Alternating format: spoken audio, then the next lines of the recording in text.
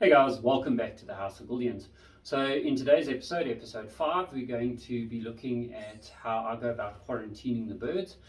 So we're going to do the education segment of the show first. And the reason being is that the second half of the show, we're going to be looking at some of the new birds that are coming in, and in particular the first pair of black-headed normals, which is part of the majestic bloodline side. So that will be part 2 of the show. And yeah, basically in the quarantining side of it, I'm going to sort of go through the whole process. So I'm going to disinfect the cages. I'm then going to show you how I set them up, and then for quarantine specifically, and then finally the medications I use typically during the quarantine process. And then after that, we'll move into the majestic bloodline part of the show.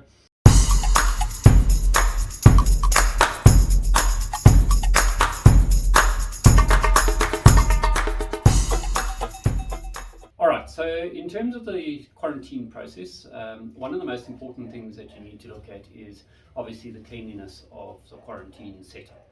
So I've rinsed down the cages, I've made sure that they're free of any sort of residual mess from previous birds, that kind of thing.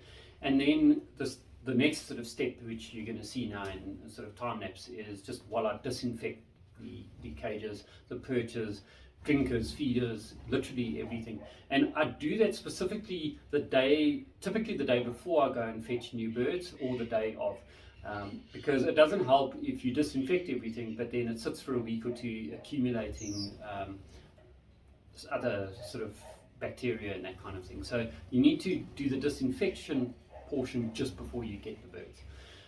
The other thing that I'm going to do is set up the cages ahead of time, and put the water and feed in and that kind of thing, because the last thing I want to do is now put in birds that have come across to a new environment. They're really stressed out, and now I'm shoving my hands in the cage trying to add water and food and that kind of thing, and just adding to the stress levels of the new birds. So yeah, I'm going to do all of that, and then afterwards I'll also chat to you about the medications that I use. So yeah, let's get started.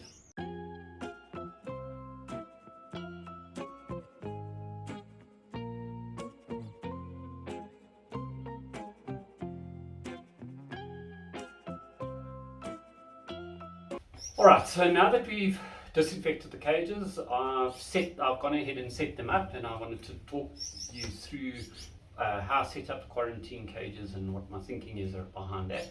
And then finally move on to the sort of medications that I use during the quarantining. So you'll notice that all the cages have been split off into sections, and the reason being is I'm expecting 2 pairs of birds. And I don't want them mixing during the quarantine period, so that if one of them does turn out to be ill, at least the other 3 should be unaffected, hopefully, or less likely to be affected, let's put it that way. And that way I've at least can move the others out of quarantine as soon as I'm happy that they're not carrying any illness while I'm sorting out the last bird. Alright, so that's the sort of reason for the partitioning into individual cages. I'm not going to put multiple birds in a cage. The next thing I do is, you'll notice that I've got fountain drinkers and D-cups on the cage, and the thinking behind that is that the breeder that I'm purchasing the birds from, they might be using fountain drinkers, they might not be. So I've given the bird both options, because during that sort of time of stress, I don't want them to still be battling to find their water, because that's obviously the most critical thing that they need to discover as quickly as possible. And so that's why I'm giving them both options. I then obviously give them their seed in another D-cup. I've given them 2 perches so that they can hop between the 2 perches and get a bit of exercise. And then on the bottom of the cage, I've put in a grit. And the reason why I've gone grit and not like newspaper or something like that is because it doesn't have that dividing grid. So yeah, I just prefer a grit option if the birds can actually access it, opposed to newspaper or something that they might hide underneath, or get eating bits of paper that has ink in it and that kind of thing. Alright, so that's the sort of setup of the cages. from a medication perspective, so the first thing I'm going to do before I even leave to go fetch the birds is I'm going to fill the water dishes with water, but with vitamins added to it. And my thinking of going with vitamins first opposed to any of the sort of quarantine medications is to build the birds up a little bit and also give them an opportunity to recover from the stress of being moved from one environment to another. So that's the sort of thinking behind that. Then what I do is on day 2 of the quarantine, my priority is to get rid of any possible mite that might be on the bird. So I'm going to treat with a water based medication for that. I don't like catching birds individually and putting the drops on the back of the neck. A lot of guys do it, and if that is what works for you, then great, but I prefer water based. So I'll treat in the drinking water on day 2. Remembering with a mite medicine that it's very important that you diarise for 14 days later when you do the follow-up. And the reason why we say that is that you're wanting to break that cycle.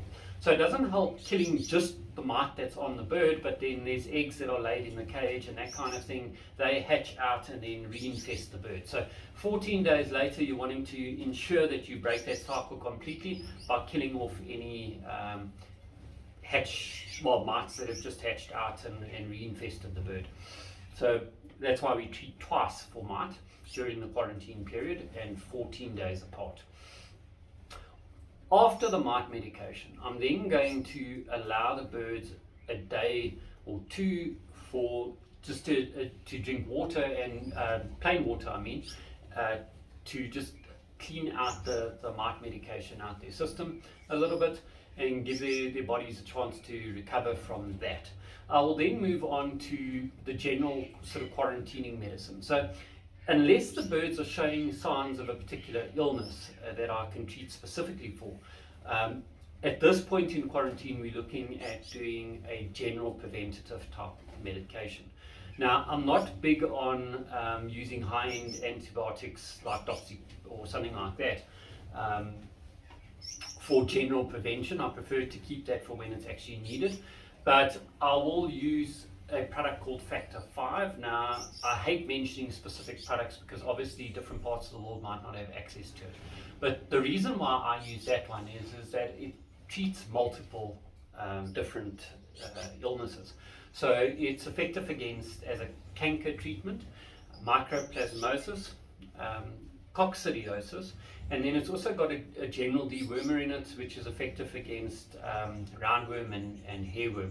So by treating with that single medication, I'm covering quite a lot of bases, and that's why I'm particularly fond of that medication. Once that's done, I then will only give plain water and vitamins alternative on, so it's maybe 2 days on vitamins and then 2 days off. And I'm going to cycle that through unless I see a problem developing, and then obviously I will treat accordingly. So we've already treated the birds for mite, we've treated them for worms, and we've given general medication, but we haven't gone to the extent of giving a harsh antibiotic. And the other thing that the Factor 5 has in it is a general vitamin as well. What I would do if, let's say, one of the birds did get ill and I treated with a stronger antibiotic, I would then immediately, when they come off the antibiotic, is give a probiotic. And the reason being is you're wanting to restore the good bacteria in the gut. Otherwise, you're leaving sort of an open gut for the bad bacteria to reinfest. And quite often when people treat birds, they forget about that. And then they'll find that the bird comes right while they're on antibiotics. They look fine for a day or two once you stop your antibiotics, and then suddenly the bird goes down again and they're back on antibiotics, and it's just a vicious cycle. And quite often the birds then eventually perish from that. So I find if I am going to have to treat with an antibiotic, I then immediately follow up with the probiotics. Alright, so that's basically what I do during the quarantine period. For me, quarantine is a minimum of 21 days. I will extend it if I'm not happy with something on the birds. But as a general rule, I find after 21 days, most things would have shown themselves. So I feel confident that after 21 days I can then redistribute the birds into the rest of the bird room.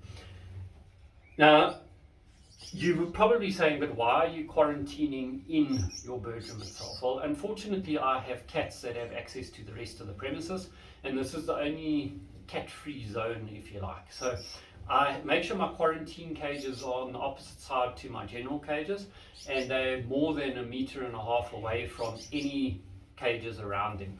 So I've tried to isolate them as much as possible, and they're in fully enclosed cages as well, so that the spread of anything is hopefully kept to a minimum. But the ideal would actually be to quarantine your birds in totally a separate area to any of your existing birds. So yeah, I hope that's been helpful.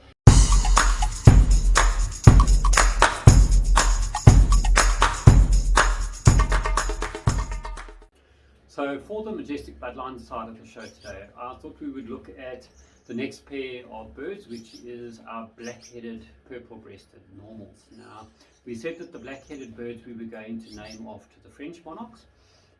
So in this case we have Louis and Charlotte. Now, they're both from the house of Batista, and before we get to them, a lot of breeders, they will go and they will pair up their best cock to their best hen. And yes, there's no doubt they'll produce some nice youngsters, or they should do anyway, but it's not quite the same when you're trying to set up a consistent stud. What do I mean by that? So with setting up a stud, you're wanting to utilize birds that maybe are, let's say they've got an oversized head compared to the standard. You would then want to pair them up to a bird that is perhaps on the sort of smaller side of the standard in terms of the head size, or pinheads. And the idea is by combining those two, you end up with a bird that is more on standard. Some other examples of that is typically you'll get a lot of Gouldian finches that are quite elongated in shape, so they don't have that well-rounded belly. But opposite of that is that you get birds that are very much cobby looking, so they're a bit too round and a little bit too sort of short in the neck, and they look almost like a sumo wrestler. So it's to get that middle ground, and we achieve that by blending the two. So we'll take an elongated bird and we'll pair it up to a cobby bird, and the idea being that the offspring would be more on the standard. Some of the other sort of considerations when you sort of studying in your birds and figuring out your pairings is to look for things like buff feathering versus your yellow feather. Now, by yellow feather, we're not talking about the color of the feather, we're talking about the type. So what you don't want to do is, for example, pair up a buff bird to a buff bird, because your feather quality then would not be right in terms of having that neat look that you want in a Gouldian finch. Alright, so those are some of the considerations. Now moving on to Louis himself. So yeah, we have him, and a couple of points on him. So one of the sort of negatives, if I could point that out, is that he has that double sort of pin tail feather, and that wouldn't be a good thing on the show bench. However, it's not something that I would think is going to prove out genetically, so I'm not worried about it at this point at all. And if I look at the rest of him, he's actually a good size in general, and he's got a nice shape to him. The sort of head shape and back shape is good. We've got that nice straight line. He's got a good position on the perch in terms of the angle. So in a Gouldian Finch's case, you're wanting a 45-degree angle to the perch. And he's got a nice shape in terms of the belly as well. The next sort of important aspect of him is that his colouring is very even. So if we look at the purple of the breast, the yellow of the belly, and then the green along the back, it's a consistent shade throughout. It's not patchy, and that's quite important as well. Remember, it's not just on the show bench, it's not just about the type or model of the bird, it's also about the colour of the bird. And then obviously things like feather quality and feet and beak and shape of the head and that kind of thing. So those are all, and the sort of condition of the beak. So those are all things that you need to take into consideration, not just the type. But in his case, I'm quite sort of happy with him. I'm not necessarily going to pair him and Charlotte together. That's still to be decided. It depends on what the rest of the black-headeds look like, and where we need to do what we were referring to now, where we might need to blend a cobby bird with an elongated bird, or a sort of an oversized head to a smaller headed bird to reach middle ground. So we will look at those aspects and then make a final decision. In terms of Charlotte, if we have a look at her, she's substantially larger than he is, and she's sort of very rounded in terms of her breast and belly area, but she's exactly what we will probably need, because a lot of the birds in South Africa tend to be elongated. So she's an excellent bird to have as part of the collection, because we can use her to try and rectify that and then reach that ideal. So I'm super excited about having her. If you look at the rest of her, besides her general size being quite large and her roundness, we've also got good colouring on her. There's that even sort of tones that we're looking for, and I'm really looking forward to seeing the outcome. They were bred sort of the beginning of the House of Tista's breeding season. With his birds, the colony side of his birds, he tends to pair up a month earlier than the rest of us, and the reason being is that he wants them sort of paired up by the 1st of December, because he typically takes leave in December and he wants things to be as easy as possible for the person looking after his birds. So the colony portion of his birds all get paired up quite early. Now that would mean that these two birds have already been through the molt a while ago already, and they've already coming to the end of the austerity period, whereas the rest of the birds in the bird room haven't got to the austerity period yet. So remember what we said about a bird that's less than a year old. If you pair up the birds that are less than a year old, typically you're going to have things like cockbirds covering eggs with nesting material. You're going to have them tossing chicks. On the hen side, you could have egg binding, also chick tossing. It's not unheard of. And basically all that's happening is that the birds are not ready to sort of settle down. They're like teenagers. They're all hyped up on hormones. So we're wanting to wait for at least a year before breeding. So even though they will probably be ready to breed in theory before the rest of the birds in the bird room, that's what I was saying, where we need to hold them back a bit, because now we want to make sure that they are in fact at least a year of age. So that's what we're going to be doing with them. Like I said, we may not necessarily pair them together. We might cross them out to other birds, but we'll chat about that closer to the actual start of the breeding season, and look at the final sort of plan in terms of the two of them. So that's the majestic bloodline for today. So for the final part of today's show, I just wanted to give a huge shout out to each and every one of you that's been watching, and all the subscribers. It's been overwhelming just to see the positive feedback and responses that I've had from you guys. There's been some great suggestions for some future episodes and topics, and I just wanted to let you know that each and every one of those I've written down. I'm paying attention to those and definitely scheduling them as part of the sort of series, if you like, or season that we're doing. Talking about that and your input into the show, I would really love you guys to send me your best photographs of the Gouldians that you have, and that I can showcase them so that we can see what the birds are looking like from all over the world, and just get a feel for you as a breeder and how you're doing and that kind of thing. And yeah, so don't be shy, please. I'm going to put the email address below on the screen. Send me those pictures, and yeah, we'll certainly pick some of those each week and showcase those. So that would be a great addition to the channel. And then the other thing that, please, I would love you guys to start making contact with me is if you would like to do a bit of a breeder feature. So once again, it would be maybe a Zoom meeting if you're elsewhere in the world and you're not a South African breeder, and then we can showcase your setup with the video that you take, and then we can have sort of a one-on-one interview that we can record. And once again, so like the society finch type scenario, or if you're doing something different in a different part of the world, it would be really great to have that input so that it's not just from a South African perspective. I'd really like this to be sort of a general Gouldian channel no matter where you are in the world. Email me to the same email address and I'll definitely get back to you and maybe we can set some stuff up. And yeah, so that's it for today's show. I hope you've enjoyed it and I look forward to hearing from you.